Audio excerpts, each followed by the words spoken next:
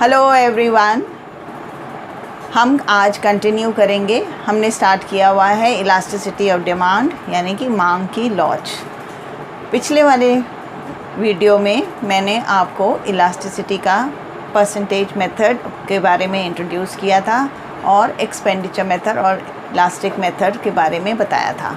क्योंकि वो वाला मेथड डायग्रामेटिक था, आपका ज्योमेट्रिक मेथड डायग्रामेटिक था, इसीलिए मैंने पहले सेकंड वाला मेथड यानी कि ज्योमेट्रिक मेथड पिछली बारी बताया। आज मैं परसेंटेज मेथड, जो कि ज़्यादातर पूछा जाता है बोर्ड के एग्ज़ाम में। इसमें एक न्यूमेरिकल आता है या 3 नंबर का या 4 नंबर का। मोस्टली ये बहुत इम्पॉर्टेंट टॉपिक माना जाता है। मांग की लॉज का एक न्यूमेरिकल आता ही है, तो इसीलिए आज हम इसके ऊपर स्ट्रेस करेंगे और ये वाला मेथड अच्छे तरीके से समझेंगे।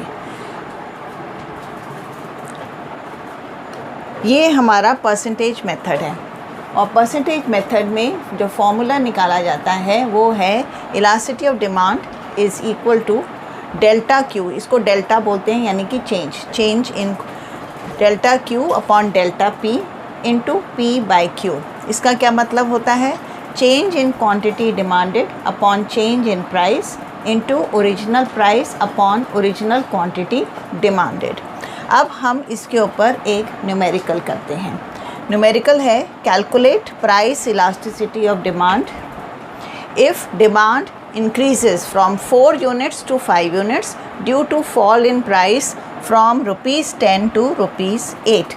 हमेशा हम प्राइस और क्वांटिटी डिमांडेड का कोरिलेशन समझते हैं मांग की लॉज के चैप्टर में या इलास्टिसिटी ऑफ डिमांड के चैप्टर में।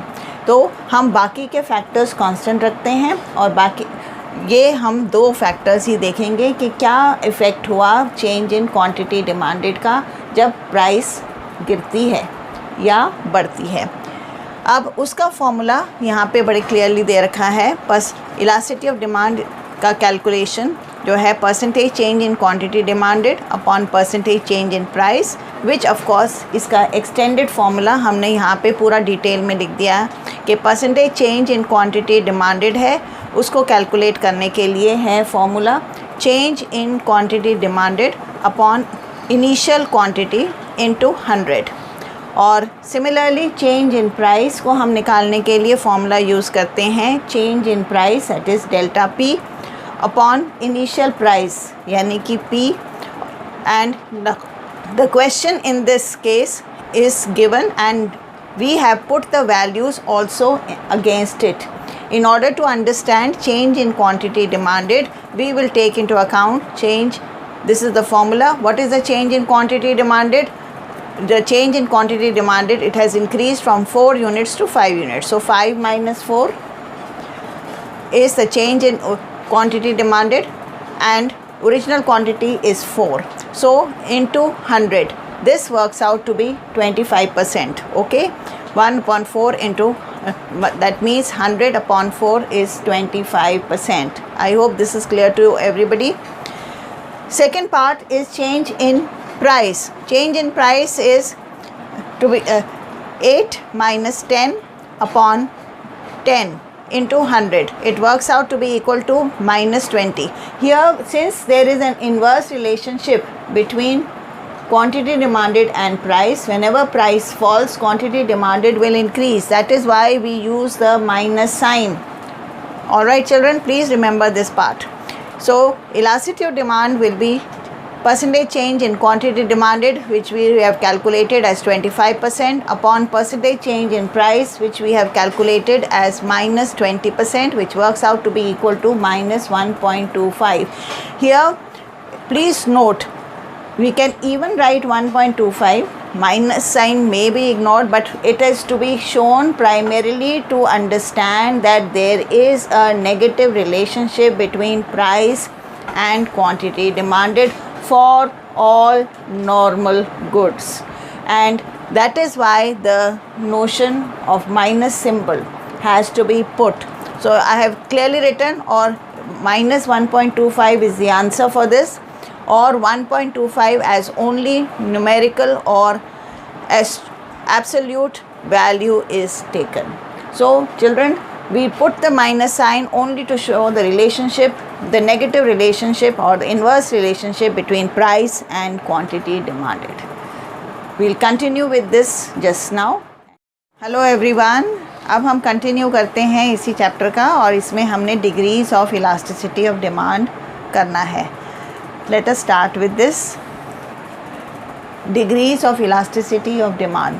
पहली फर्स्ट टाइप है perfectly elastic demand. Perfectly elastic demand का क्या मतलब है? When there is an infinite demand at a particular price and demand becomes zero with a slight rise in price, then demand for such a commodity is perfectly elastic. Elasticity is equal to infinity. ये symbol है infinity का.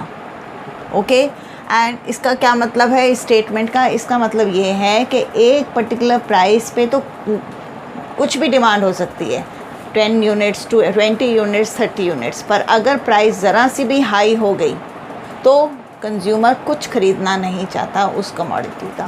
That is why elasticity is equal to infinity. और इसको दिखाने के लिए हमने ये एग्जांपल लिया है कि इस particular price 30 rupees per unit पे कंज्यूमर 100 यूनिट्स भी ले सकता है, 200 यूनिट्स भी ले सकता है, 300 यूनिट्स भी ले सकता है. और जब हम इसको प्लॉट करते हैं डायग्राम के अंदर तो हमारे पास एक हॉरिजॉन्टल स्ट्रेट लाइन आती है. इस शेप को हम परफेक्टली इलास्टिक डिमांड कहते हैं और इसकी इलास्टिसिटी ऑफ डिमांड आती है equal to infinity. Next type of elasticity of demand is perfectly inelastic demand. Perfectly elastic का उल्टा परफेक्टली इनइलास्टिक डिमांड, और इसको हम कहते हैं there is no change in quantity demanded.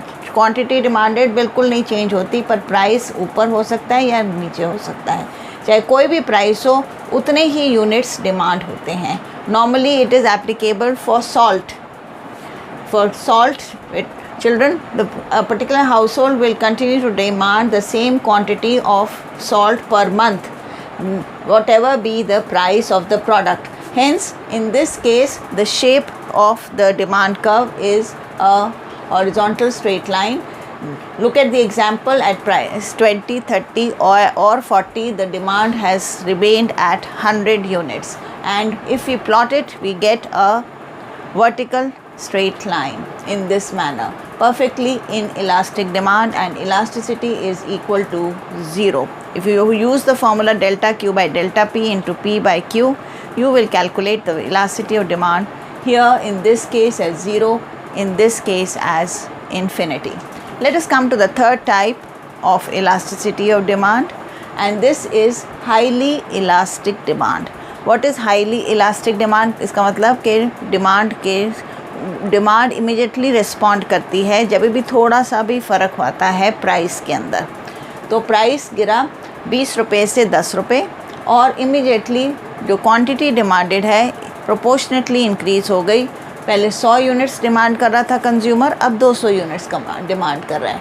और इसको देखो, जो शेप बनी है डिमांड कर्व की is hyperbola when, and this will be the shape of the demand curve. So when percentage change in quantity demanded is equal to percentage change in price, then you have, it is equal here. Then you have this is higher elastic demand. That means here you have a small change in the price of the commodity, but the effect on quantity demanded is much more. Just see, this is the shape of the fall in price and this is the increase in quantity demanded. Next one is less elastic demand. Less elastic demand is when percentage change in quantity demanded is less than percentage change in price. जब आपका price गिरा है from 20 rupees to 10 rupees, the quantity demanded has increased from 100 units to 120 units. बहुत ही कम increase हुई है demand के अंदर. That is why it is called less elastic demand. Look at the shape of the demand curve, children. It is quite steep from 20 units, 20 rupees to 10 rupees. This is a great fall in the price of the commodity, but the quantity demanded has only increased from 100 units to 120 units. That means the increase in quantity has been only 20 units, whereas the price has fallen by 50%. That is why it is called as less elastic demand. And here the shape is quite steep. It is less elastic demand. Then you come to the fifth type, children, unitary elastic demand. Here it is, elasticity is equal to 1. What does this mean? This means when percentage change in quantity demanded is equal to percentage change in price. जितना आपका price गिरा है उतनी percentage में quantity demanded increase हुई है. That is why it is called unitary elastic demand. यहाँ पे elasticity of demand equal to 1 है. सो एग्जाम्पल देखिए ध्यान से. Price has fallen from 20 rupees to 10 rupees and quantity demanded has increased from 100 units to 150 units. Therefore, you see this is a hyperbola. The shape of the demand curve is absolutely unique and it shows कि जितनी percentage गिरी है आपके price की उतनी ही percentage increase हुई है आपके proportionately demand की. अब सारे के सारे ये 5 type of elasticity of demand हमने एक ही डायग्राम में डाली है आपके रिवीजन के लिए. जब elasticity of demand is equal to 0, you have a perfectly inelastic demand curve in this way. It's a steep like this. when percentage there is no change in quantity demanded, even though there is no change in price but there is a change in quantity demanded, then it is the first type, perfectly elastic demand, where elasticity is equal to infinity. The rest of them are in between. This one is elasticity of demand equal to 1, like in this case. Here elasticity of demand is less than 1, like in this case, and this one is the shape of the demand curve when elasticity of demand is greater than 1. यहाँ पे demand ज़्यादा respond करती है, यहाँ से demand कम respond करती है जब भी प्राइस चेंज होता है. फिर है flatter the curve more the elasticity. हमने यहाँ 2 डिमांड कर्व्स की डायग्राम बनाई है. ये वाला डी फ्लैट है, डी डैश थोड़ा ज़्यादा कम मतलब स्टीप है. इसीलिए यहाँ पे जब भी प्राइस बढ़ेगा तो क्वांटिटी डिमांडेड जो है कम चेंज होएगी. See price has increase from OP to OP1. The quantity demanded has decreased very less.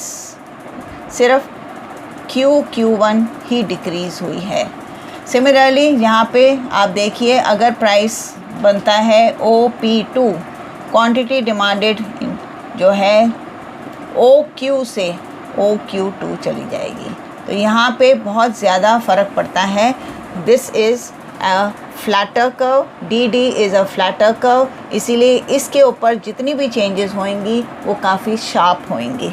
और ये वाला स्टीप डिमांड कर्व है, इसके ऊपर जितनी भी चेंजेस होंगी डिमांड की प्राइस की वजह से उसका इफ़ेक्ट डिमांड पे थोड़ा होएगा.